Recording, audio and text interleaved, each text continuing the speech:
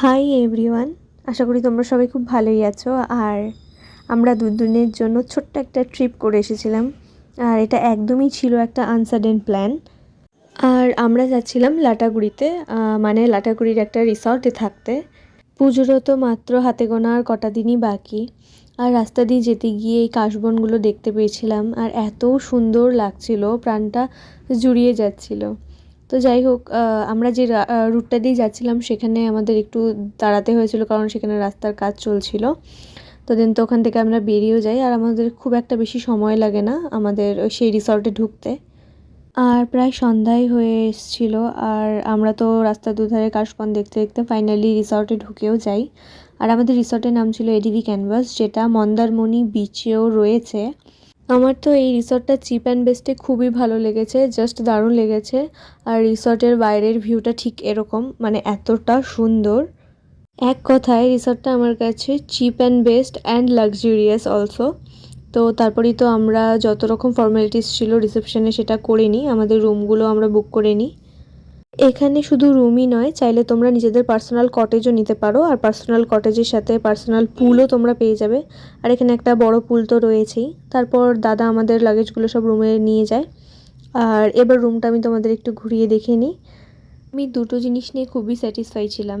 এক হচ্ছে neat and clean একটা বাথরুম, আর রুমের বাইরে একটা সুন্দর বেলকনি, যেখান থেকে ফরেস্টের ভিউটা জাস্ট দারুণ আসে।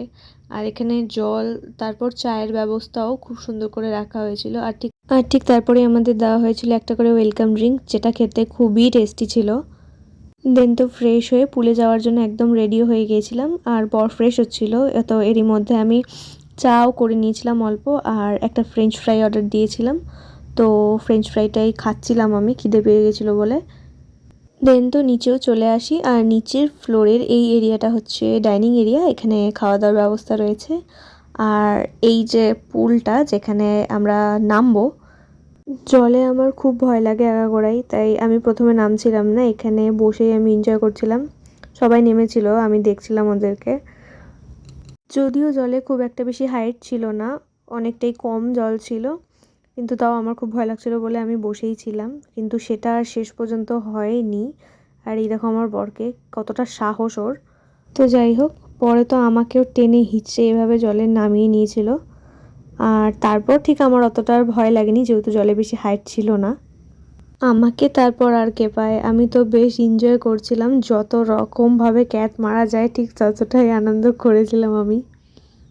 জলে তো বেশ অনেকক্ষণই আনন্দ করেছিলাম। তারপর জল থেকে উঠে সুইমিং পুলের ধারে কিছুক্ষণ বসেছিলাম, আর একটা স্টার্টার্স অর্ডার করেছিলাম খিদে পেয়েছিল বলে।